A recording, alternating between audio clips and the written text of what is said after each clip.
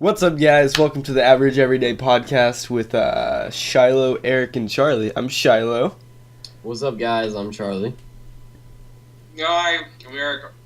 Alright, so that was Eric.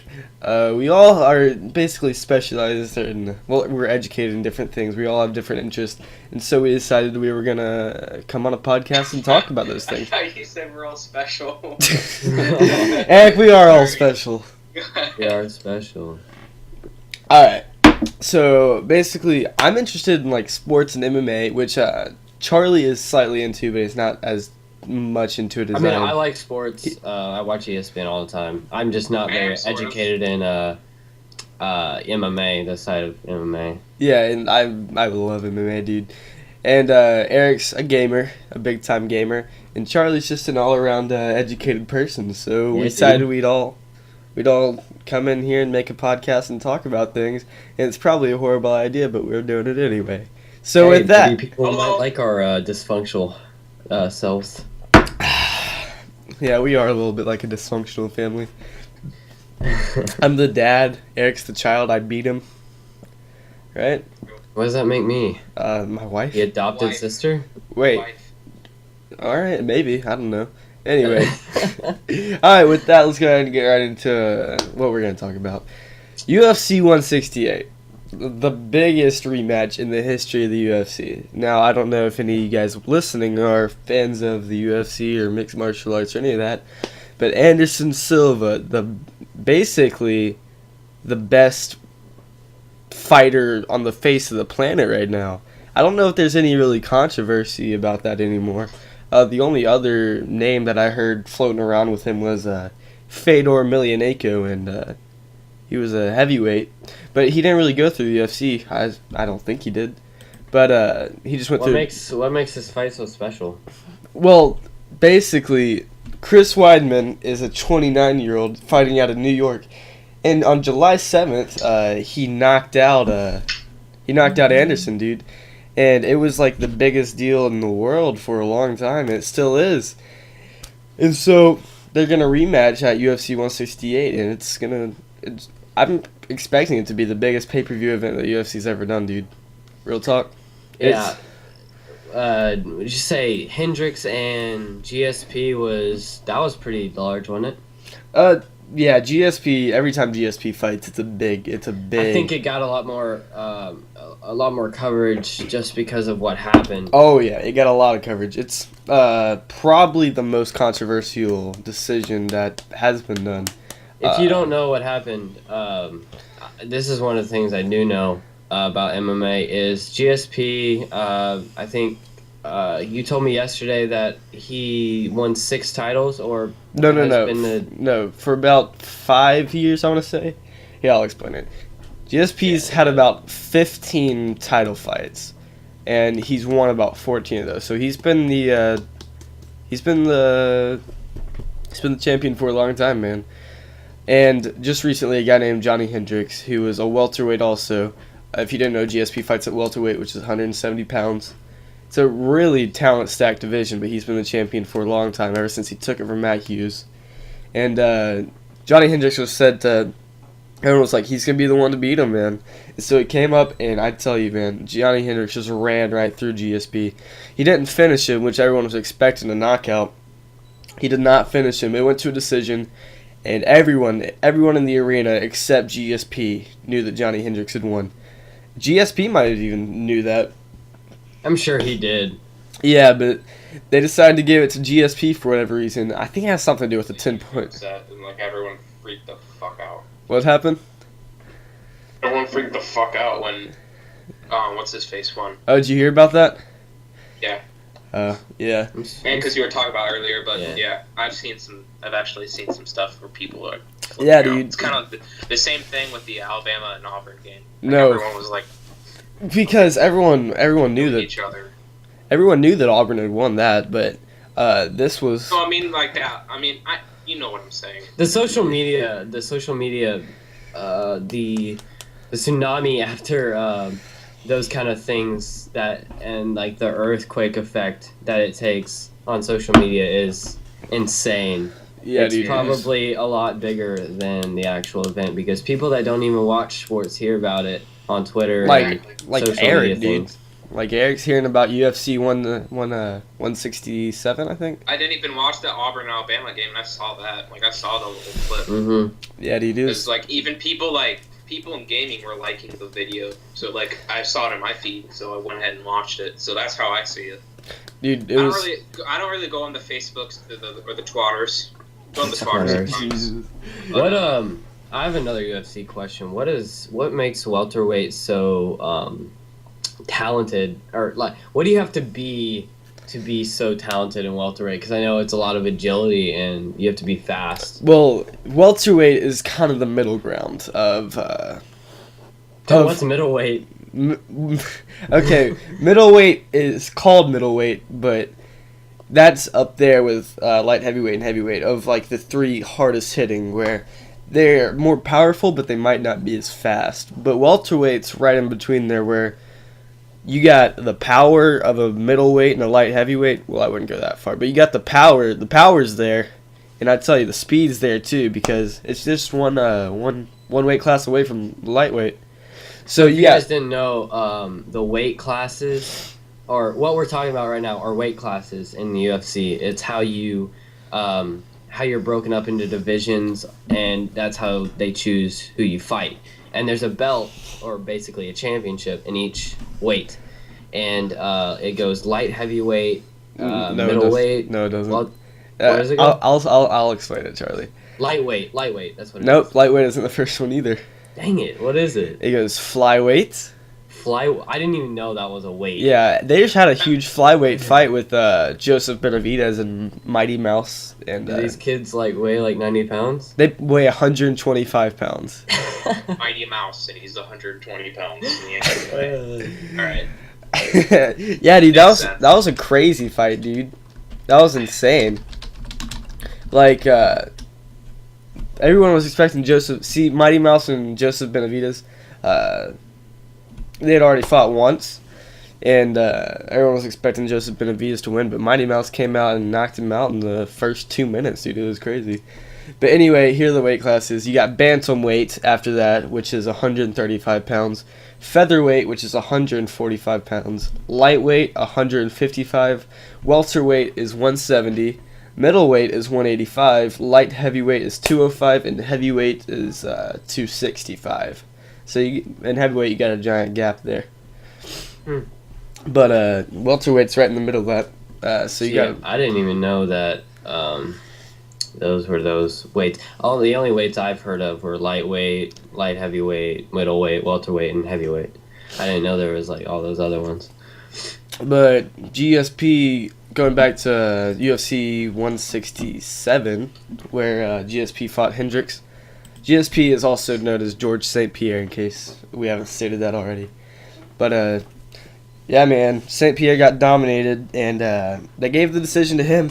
And so when he had his interview after the fight with Joe Rogan, he basically said that he did plan on hanging up his gloves for a while, that he was thinking about retiring for a while, but it wasn't made official until about probably 2 weeks later, a week and a half. When he decided he was gonna vacate the belt. So what I expect to happen next is I expect a fight between Carlos Condit and Johnny Hendricks, which are the top two guys in the division. And I tell you, man, those two guys can bang. They hit hard.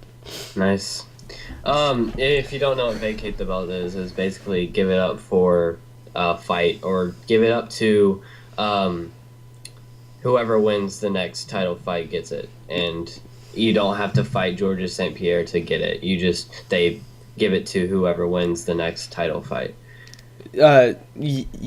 Basically, the champion decides he doesn't want to fight anymore, and so they pick the two best guys they think will be the best contenders for it, and they'll fight those two, and whoever wins that will get the belt. Yep. So can we switch over to gaming really quick? I got a topic I want to talk about. Yeah, man, go for it. The Steam box. Most people, do you guys know what the Steam box is? Yeah, isn't it like a new game platform coming out? Well, obviously everybody knows about the Xbox One and the PS4 that's come out. I'm actually on Skype with the Xbox One right now, in just in case anybody's wondering. That's why my mic quality's horrible. Yeah, we're gonna go ahead and apologize for Eric's mic quality. Yeah, he's not at home right now. So yeah, it would be better if I was home, but that's what. Yeah, I'm sorry about that. Steambox is basically a Steam client, or not a client, but a hardware for Steam. Like a console, kind of? Yeah, it's like a console, but you can also customize it like you would a PC for better graphics and things. But it's a lot more compact and smaller than an actual PC. It can fit in your palm of your hand. Really? Which is insane. Yeah. Oh yeah, here it is, dude. Yeah, it kind of looks like the the old Ubisoft logo, how it used to have, like, it was kind of square and it had the circle on the side and it would come in the middle. Gotcha. It looks like that, and it's got all the components, or all the ports like a computer would. It's got Ethernet, it's got audio in, audio out, auxiliary ports. It's got USB slots for you can either play controller or you can play keyboard and mouse like you would normally. Dude, that's crazy. And all these ports do power. So if you want to like charge your phone on it, or it will power a keyboard, it will power a mouse. It does have one HDMI slot, which I thought they could do better on by giving an HDMI in and an HDMI out like the Xbox One did, because I like that idea of plugging my cable box in too, and I can just do everything on one console, like watch TV when I want to. But that could I'm not sure if Xbox One man, I'm looking for the word. Patented that. I don't know if they I don't think they did. It's just porting stuff through. Right. But I don't know if they patent the idea of having cable on while you are playing at the same time. Yeah. I doubt it. But they also have USB 3.0s and USB 2.0s. If you don't know the difference in between those, USB 3.0s are for things that already have power in them, that are those are going to be your like your battery operated things that need to be plugged in so it can send a response to something. Like an HDPVR kind of. Like, yeah, that already has a power source but needs to be connected to something to get the response for or get information from. Those are your 3.0s. 2.0s give off power and connectivity. That's why every computer now is switching to 2.0.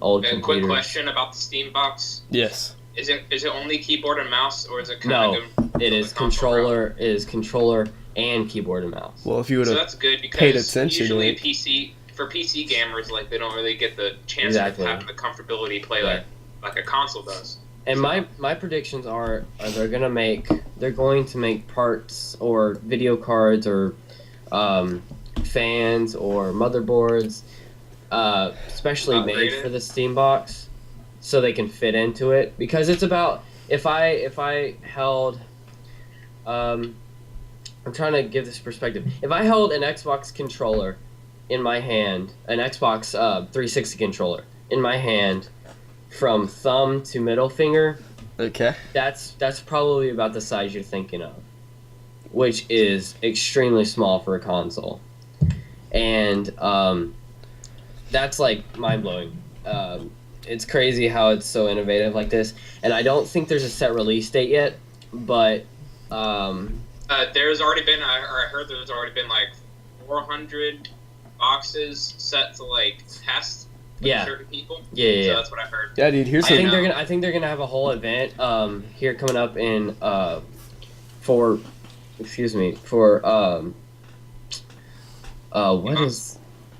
is that event? E3. Excuse me. Oh, attaboy.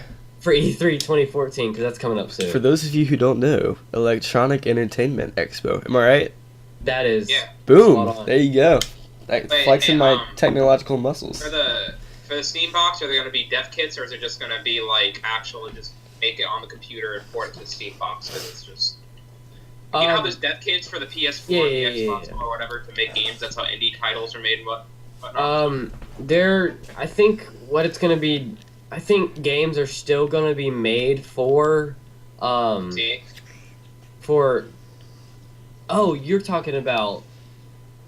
No. The Steam box runs off of the Steam market, so it plays PC games. Wait, so never mind. Forget what I said. Could I hook up my Steam account to the Steam box and? Yes, that's the whole premise of it. Dude, that's gonna be bumping, dude. Real talk though.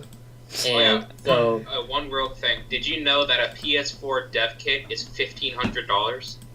Explain dev kits for people that don't understand. A dev kit. I'm not really sure what the exact definition is, but this is my understanding. Hey, I got the dev. Dev kit is, just let me say it real quick. A dev kit is like how indie titles like make their games. Indie companies, like for example, you know how there's like Bungie and Infinity Ward and Treyarch and Activision, like they make games and publish games.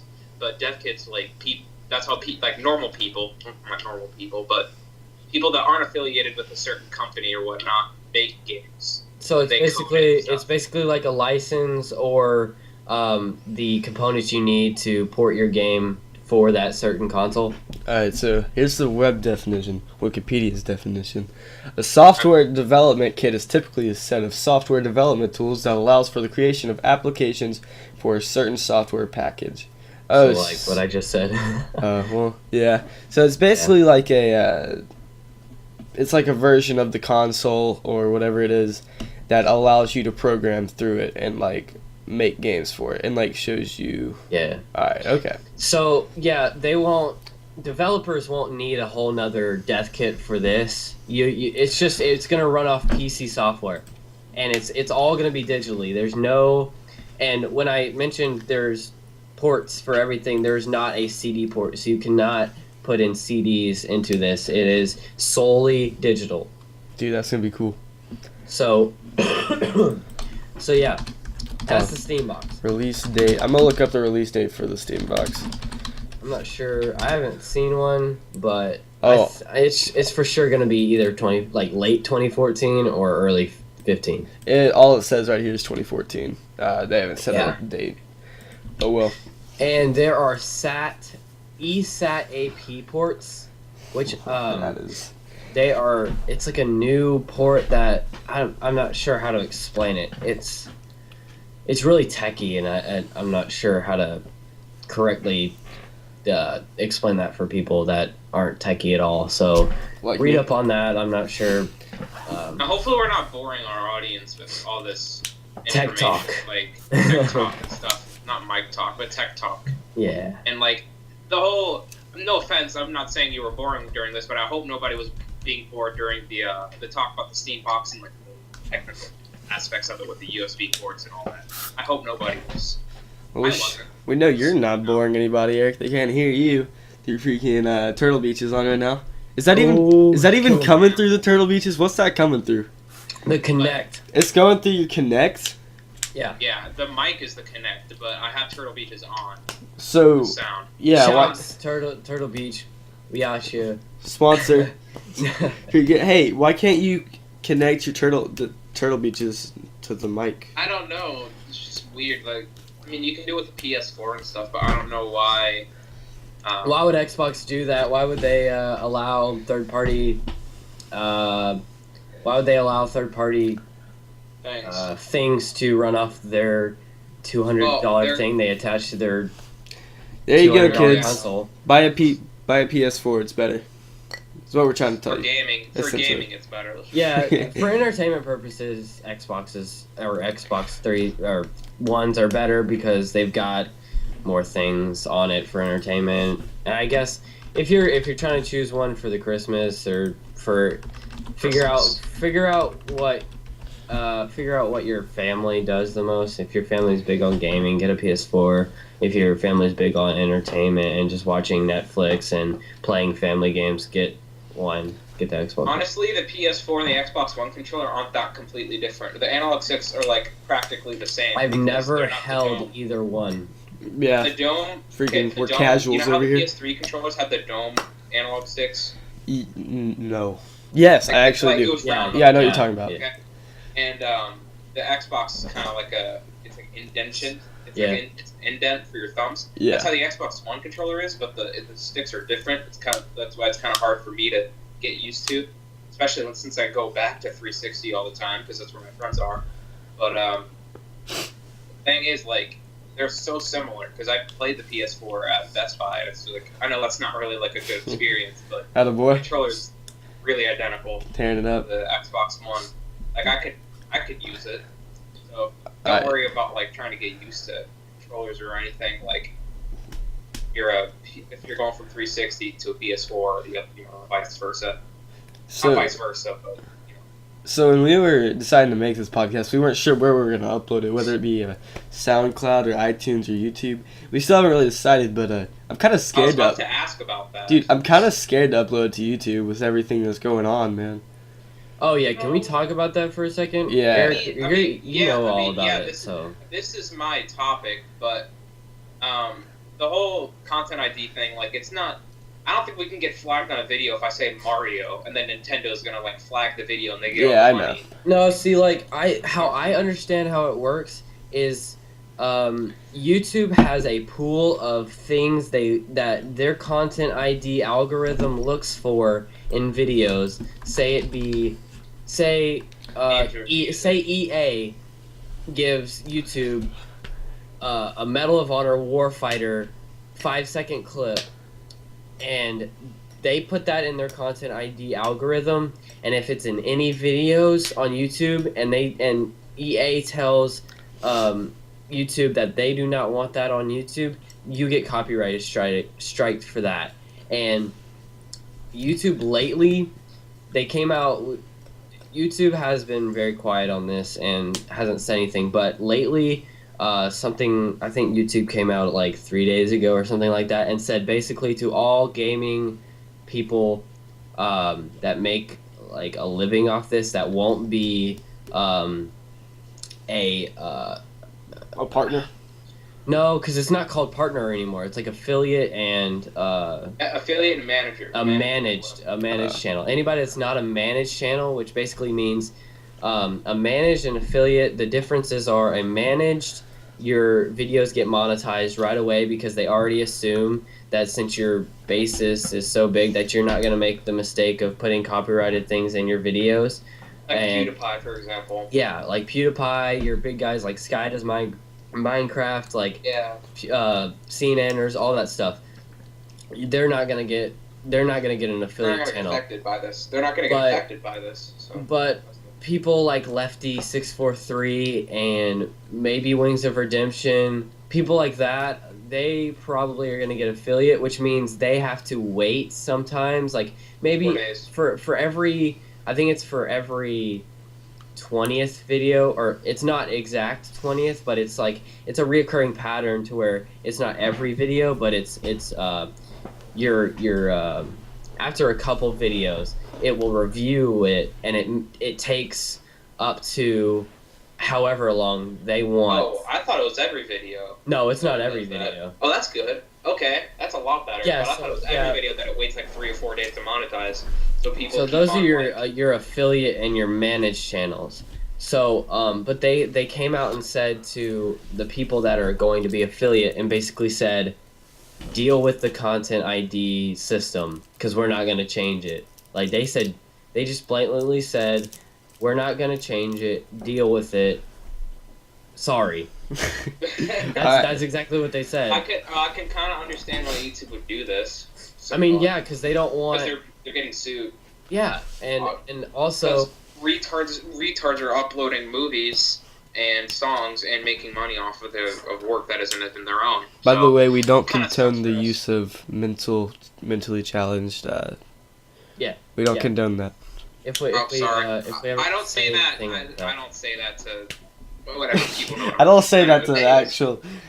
Anything we say here shouldn't be taken as fact, and is only our opinion. It is not a reflection of anything that actually matters. So Plus, we're looking shut on up. Wiki for our facts. yeah, So we're looking on that's probably Wikipedia. So I mean, basically, if you take anything we say offensively, you should probably suck it up and go watch something else. Shut up. Yeah, Bag. we're basically like YouTube right now. You just call him a faggot. Alright, so, but yeah, so we've got Honestly, the Being- reason why YouTube is probably doing this, because like, okay, there's the people that upload the movies and stuff, but there's also the sorry, I just got another call. There's also the people who, oh my god, there's Man. also the people that. Good thing we planned ahead, right, guys? Yeah, I know, man. I love it. I'm so on track right now. There's also the people that someone else go. All right, I guess. Wait, are we talking? Are we still talking about YouTube? Dude, Yeah. Captain Sparkles did a really good video on this. I saw it. Yeah, it's about 20 minutes long. It's really informative. And basically, they got like this, like Charlie said earlier, they got this algorithm that scans all the videos that are uploaded, and if it thinks that yours is tagged, it freaking tags it, and you're screwed, basically. And the reason why it tags you like it does is because most YouTubers that make money are attached to a network, and the network is the one that takes the hit for the strike Copyright. if you do get it. And so YouTube tells your network, the YouTube tells your network to tell their YouTubers to not do anything copyrighted, but doesn't tell them what is. So it's really difficult to stay in the perimeters of not copyrighted without knowing what is and what isn't. So it's basically like a shot in the dark uploading a Let's Play of an EA game or a Ubisoft game or something of that nature, even though Ubisoft has actually been on the YouTuber's side for this.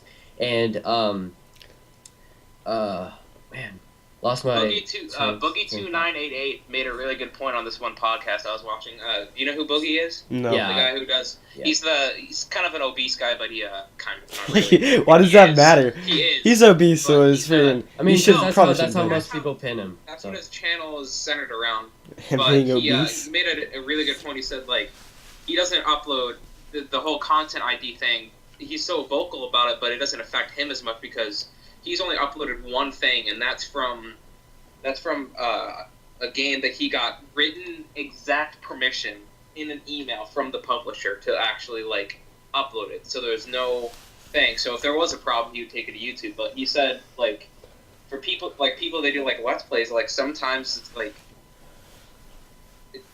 indie titles when they upload footage of their own game, like they will get flagged on their own video for uploading their own game. That's retarded. And So like also with like music stuff, like people that have like put music on SoundCloud or there's this other thing I'm not sure of, they uploaded like one of their own songs and got copyrighted or it got flagged on their own video and the money went to YouTube or something like that. They didn't get any and money. also Going back to the thing about never mind, I forgot again. There you go. Alright, we're professionals here. also the thing about the networks, basically networks don't make money if your content gets.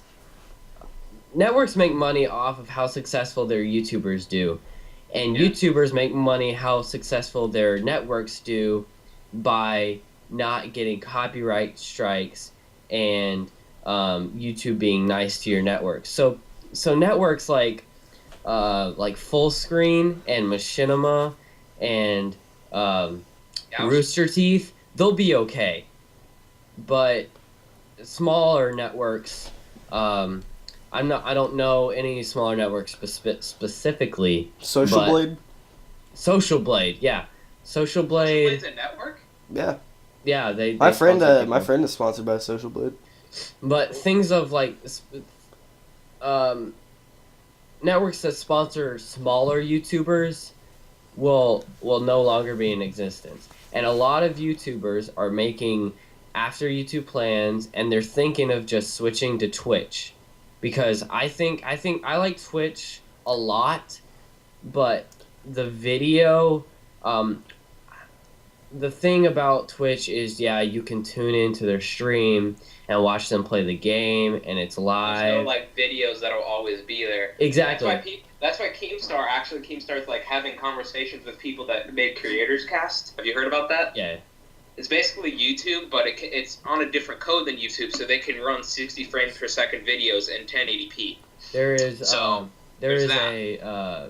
people are probably going to go to that if YouTube is just There's ruined. also a new website called BitVid, I think, or BitVid. Yeah, BitVid. I'll link you. It's not open yet, but people have said that they're hiring actually. So I'll put the link or whoever posts this video will put the link in the description for BitVid. And they are applying, or you can apply and you can sign up to work there. Dude, I tell you what, if BitVid takes off, I'm gonna be on that train, dude, because all the big YouTubers were back in like 2008, 2009. I feel like it's getting to the point where some of the new channels that are just starting, I don't know if they're gonna be able to, if they have enough time.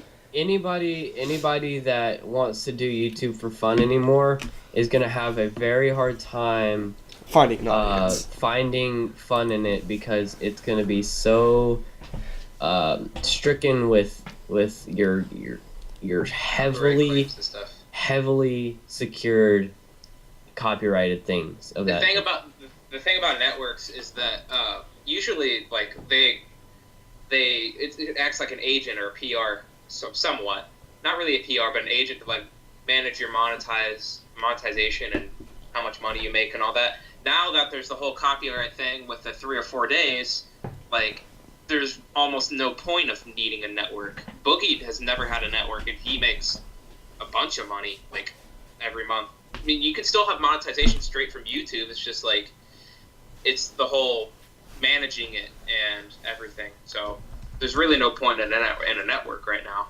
unless you're, not affected in your management position like Killer Keemstar or PewDiePie or CNNers, those people. We're gonna take a break here and have a word from our sponsors, the YOLO Boys. All right, man.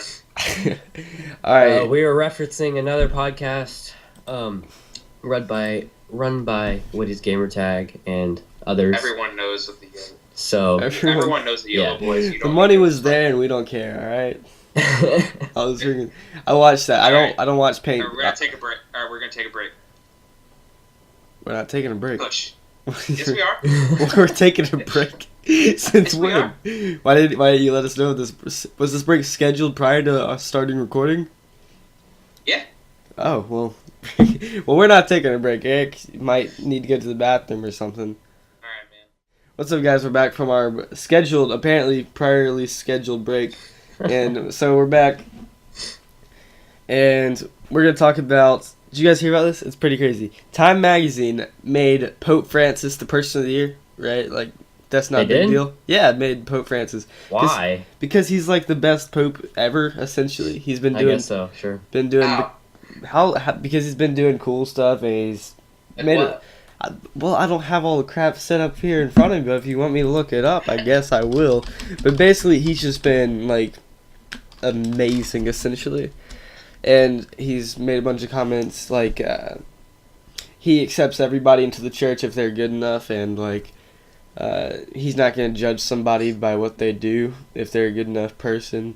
I mean, it's not all like Catholicism. Obviously, isn't about good works, but he's just a really cool dude in general. He's done a lot of stuff, but I can't go. I'm sure it should be. Yeah, it should. He could accept the sinners and the lame and the. He's basically teaching. He's basically setting down the groundwork of how a pope should be, because apparently all the other ones were like about wealth, and he's actually all the other ones he sold his freaking like gold-plated motorcycle or whatever it was, and for charity, dude. And now that all I can think of is I really want to see the Pope on a Harley, dude. Dude, think about that. That'd be sick, man. But that'd be sick. What's this whole point? The whole point about this is Beyonce dropped an album, without telling anybody. So now Time Magazine's considering putting Beyonce as the person of the year instead of Pope Francis. Because Beyonce... That is the dumbest thing ever. For Wait, real. Beyonce dropped an album and it's out right now? Beyonce dropped an album with no notice and no marketing. And so Time Magazine's is wanting to make Beyonce person of the year instead of Pope Francis. Okay, That is all right. ridiculous. Who makes the decisions here? Because if this comes down to like the people, obviously Beyonce is gonna go ahead of, because who People are stupid. yeah, exactly, and who is a normal person that knows who Pope Francis is and knows what he's done. Most people do not know the exact facts of what Pope Francis has done without Sold his reading gold up plate on it. motorcycle for charity. I'll tell you what the average voter is, and I'll tell you who it is. It's gonna be some white girl in her Uggs listening to Beyonce on her white iPhone voting for person of the year. That's what Yeah. the I have a voting white comes. iPhone. It's a cracked white iPhone, but it's a white iPhone. We'll get to that later, Eric. That is- But anyone in their right mind would obviously vote for Pope Francis, but the only people that know about Pope Francis are people cool, who like- look it up. Are cool. did I just say cool? Did you Yeah. just say cool? The only people that know about Pope Francis are cool.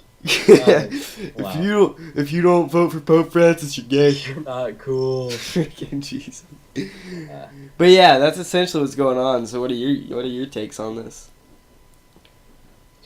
Reincarnation. I just think people idolize people that shouldn't be. Like Beyonce should not be put ahead of someone who is in much higher power than she is, and obviously, Oh, and religious power also. Anyone else here follow the Pope on Twitter? Is that just me? Oh, I follow What? Pope on Twitter. Yeah, that's awesome. He's a Twitter. Pope's got a Is Twitter. it dude. actually him? Yeah, I follow the Hebrew one, and I can't even read Hebrew. I just retweet you it follow 'cause the it looks Hebrew cool. one. I follow the English one, and I don't know if it's actually him tweeting. I'm gonna say it's probably not, because he's got like 7 accounts, and they all tweet at the same time from different languages. So Yeah. I don't think so. Either he's really skilled and got 7 iPhones, or it's different people. I also follow the Dalai Lama. I don't know what religion he's from, but I follow him. Oh, and guys, we are on Twitter if you want to follow us for updates, because we can probably tell you what we're going to be doing if we do I get a don't good tweet, following. so We don't- don't But- follow me. Me and Shiloh have Twitters. Mine is at Charlie Kreps, CREPPS, and that is Charlie with an IE. And Shiloh is at Shiloh West 5. Wow, you And did. I am at Diabetic Pod. This is true. Eric, I think the real problem here is that Beyonce's been put up for Person of the Year and not Person of the Decade, dude. I mean, she had the courage to drop an album without telling people. She's my hero. That doesn't mean anything to me. And I'm an average person in music. I mean, no, I'm pretty much an avid person listening to music. I listen to music a lot more than the average person, and that doesn't mean anything to me that you drop an album without telling anyone. I think the hype of an album, and I think you get a lot more people to buy your album if you do hype up your album. So that honestly, that doesn't mean anything to me. Oh well. All right, Eric. Whatever that was interesting. Eric, give us a new topic. We need to get off this. Well, we Alright, got new topic, man. We have plenty of topics for you guys over here. You know, let me just open up a cracked iPhone real quick. I'm going to my messages. We Shadow's could- giving me. Let's see we here. could go let's back see to here. we could go back to UFC because Oh yeah, we can go back to YouTube as well, real quick. we could if you want. The co-founder of YouTube. There's a video. Okay, there's a video of him at the zoo. It's like 10 seconds long. Oh yeah, The first ever YouTube video. I know that one. 2006. He's at the zoo, okay? And he hasn't that's the only video on his channel, and he hasn't uploaded anything in whatever, how many years that is, like 7 years. So, It's been right a lot after the longer than Google that. Plus thing came out, where you have to, I mean, Google Plus has been around for a while, but you have to have a Google Plus account in order to have a YouTube account, or to enable to comment and stuff, right? Yeah. So, he made a post on his channel saying, why the fuck do I need a Google Plus account to comment on my own video? Isn't he like the co-founder or something? He's the co-founder of YouTube. Dude, that's funny. That's funny, dude. Dude, that's I've said how ridiculous, how much they freaking push Google Plus and shove it down our throats. I'm gonna give you the business side of this, if anybody wants to go in more depth about this. So basically, if you're a entrepreneur and you make say you make YouTube for example. You make YouTube for money. No, you make YouTube. And you're an entrepreneur, and you make this small business that you think is gonna take off, and it happens to take off. You don't have the staff, you don't have the money to keep it going. What are you gonna do? You invest, or you find someone to invest in you. YouTube happened to find Google, which was a huge accomplishment, but they didn't realize they gave. I'm not sure the exact investment, what they gave. I think it was like $2 billion or something. No, I'm talking about the percent of. Oh, I thought you were talking about the money of the contract. No. Sorry. I'm talking like I don't know the exact percent, but I think it was a good 25 or 30% of revenue that Google got per dollar or per thousand or however it was for the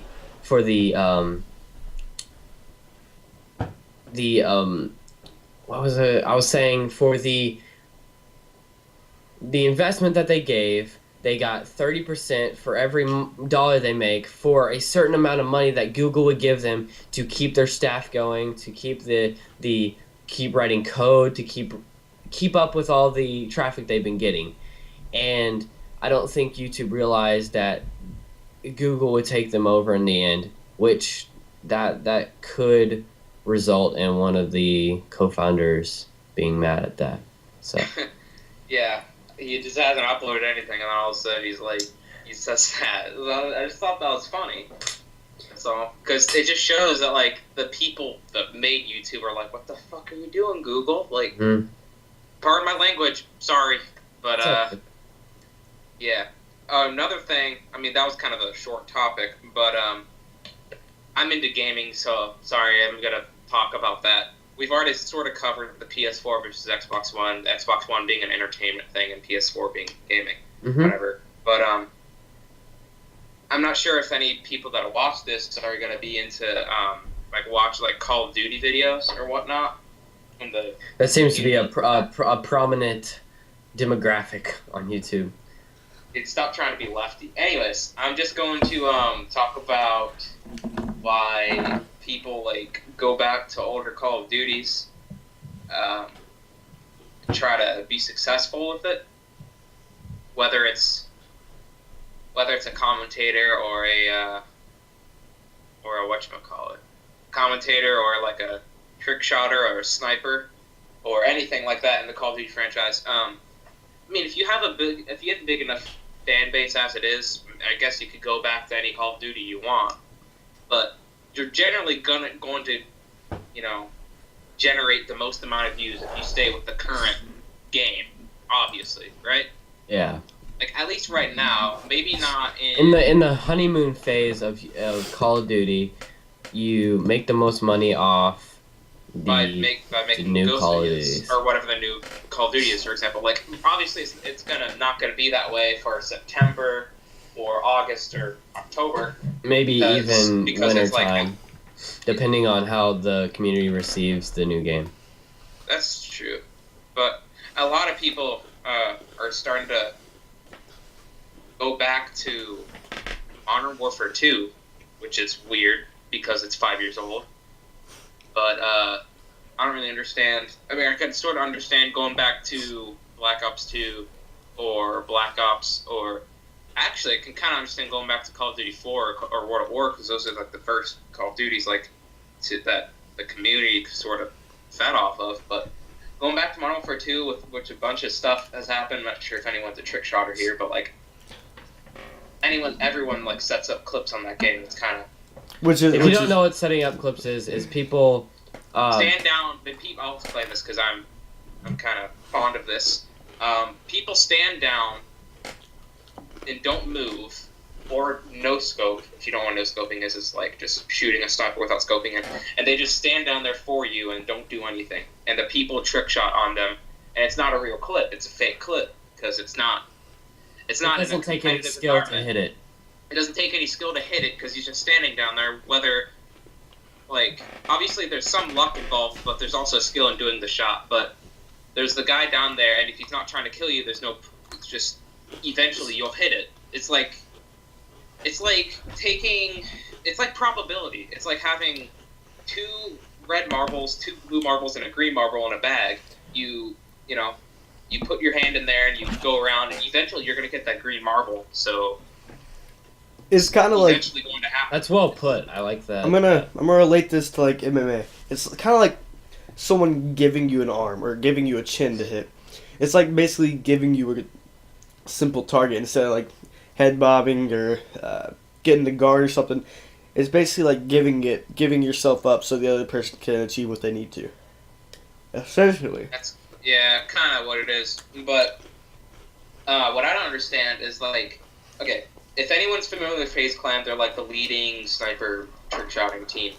One of their members, FaZe Robbie, left FaZe to form an only MW2 team, and he uploaded a video of his first shot, and he said, "Yes, it's set up. I don't care. It's MW2." What?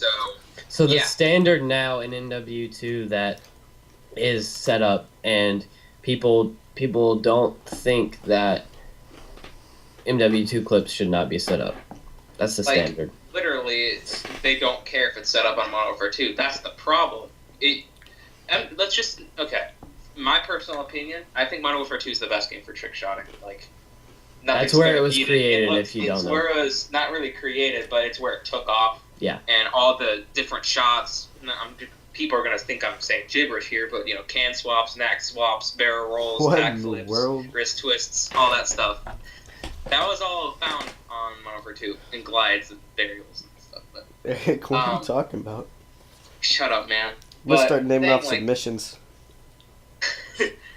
But people just got obsessed with trying to hit clips, and they couldn't do it. Some people couldn't do it, so a thing called Willie G roll started, where people just stood down there and no-scoped and stood down there for people in order for them to hit clips. That's where setting up started, and it just changed into that. And MW3 came out, people trick shotters didn't really like it, played for a little bit, went back to Modern Warfare 2, and continued to set up and whatnot. And then Black Ops 2 came out, and FaZe and SOAR and ERA and a bunch of big teams all said, we're not setting up, we're staying on this game, we're not going back to Modern Warfare 2. That's an old game, setting up horrible and all that. So that kind of helped the somewhat community, if you want to call it that. Save the community, Eric. It is? Yeah, save the community. Save the community, okay. That's a whole different story. There's a bunch of stupid crap with that. You guys want to hear a disgusting story that happened to me a couple days ago? Of course. Go ahead, man. I just ate an Oreo, which is what brought this to my attention. I was over at my friend's house. You guys probably don't know him. Do with feces. It does not have to do with feces, no. Surprising, because of Oreo or whatever. Continue. Oh, gosh. Okay. I was there at my friend's house, and we were eating Oreos for whatever reason. And I dropped mine under his bed, so I went to grab it, and guess what I picked up? Let's take some guesses. Tampon. Use condom. I picked up a live roach. Oh. Yeah, dude. I don't think I've ever run as fast to the toilet as I have before. I thought you said I've never. Roaches don't creep me out unless I touch them. Dude, roaches are sketchy. I wonder if we can find like a dude counter, like count how many times we've said dude throughout this thing. I haven't said it at all. I've said it a couple dozen at least. Anyways. Sorry, just a little off topic. Going back to Call of Duty, do you think Call of Duty's run its course? It's not as big as it was. Do you think I don't think it's run its course? Do you think it should be done with? No, I don't think it'll ever be done with it. Well, I'd say that it's gonna be done with eventually, but you can't just get rid of Call of Duty. Like that's a staple. It'll die off. But do you think it's You know how some movies take trilogies or take, uh, Like Fast and Furious. yeah, that's gone on way too long. Do you think Do you think Call of Duty is it's time? It. Because I don't know. I think if they went out now, or if I think if they let Treyarch, if the next game could be make or break. If the next Treyarch game does not support competitive Call of Duty, if it does not please the common gamer, I don't think Call of Duty.